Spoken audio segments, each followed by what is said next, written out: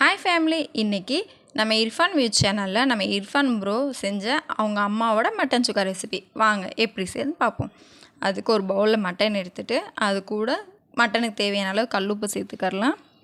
இது கூடவே ஒரு ஸ்பூன் தனி மிளகாப்பொடி, கொஞ்சோண்டு மஞ்சள் பொடி, ஒரு 1.5 ஸ்பூன் இஞ்சி பூண்டு பேஸ்ட்டு, கொஞ்சம் தேங்காய் எண்ணெய் ஊற்றி ஒரு 10லேருந்து 1/4 மணி நேரம் ஊற வச்சுக்கரலாம்.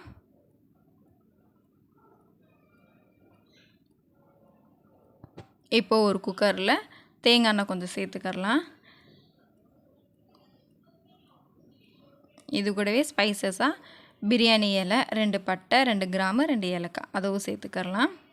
இது நல்லா பொரிஞ்சு வந்த உடனே நம்ம கட் பண்ணி வச்சுருக்கிற 2 பெரிய வெங்காயம் அதுவும் சேர்த்துக்கரலாம்.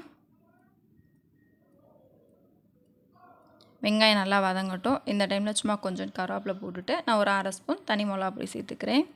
அவங்களோட சில்லி பவுடர் நல்ல கலராக இருந்துச்சு. நம்ம இது நல்லா காரம் இருக்கும், ஆனால் கலர் கம்மியாக இருக்குது. அதனால நான் காஷ்மீரி சில்லி கொஞ்சம் சேர்த்துக்கிறேன். இது வந்து ஆப்ஷனல் தான், நான் கலருக்காக மட்டும் சேர்த்துருக்கேன்.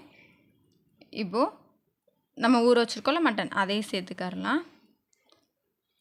மட்டன் நல்லா வதங்கி வந்த உடனே எண்ணெய் மசாலாவுமா நல்லா பிரிஞ்சு வந்தோடனே மட்டனுக்கு தேவையான அளவு தண்ணி ஊற்றி வேக விட்டுக்கரலாம்.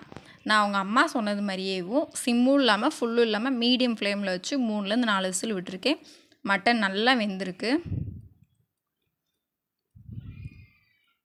இப்போது இந்த டைமில் ஒரு கடாயில் கொஞ்சமாக தேங்காய் எண்ணெய் ஊற்றி 2 மிளகாத்தை சேர்த்துக்கரலாம். அவங்க இந்த டைம்லேயும் நெய் ஊற்றுனாங்க. நான் நெய் வந்து லாஸ்ட்டாக ஊற்றுறேன். எனக்கு கொஞ்சம் கிரேவியாக வேணும், அதுக்காக நான் கொஞ்சம் தண்ணியாக வச்சுருக்கேன். இல்லை அவங்களுக்கு நல்லா சுக்காவாக வேணுண்டா தண்ணி நல்லா வற்ற விட்டு சுருளை கிண்டிக்கிறலாம். நான் இன்றைக்கி கொஞ்சம் கிரேவியாக வச்சுருக்கேன். அவ்வளோதான், நம்ம இர்ஃபான் ப்ரோ சொன்ன அவங்க அம்மாவோட ரெசிபி மட்டன் சுக்கா ரெடி.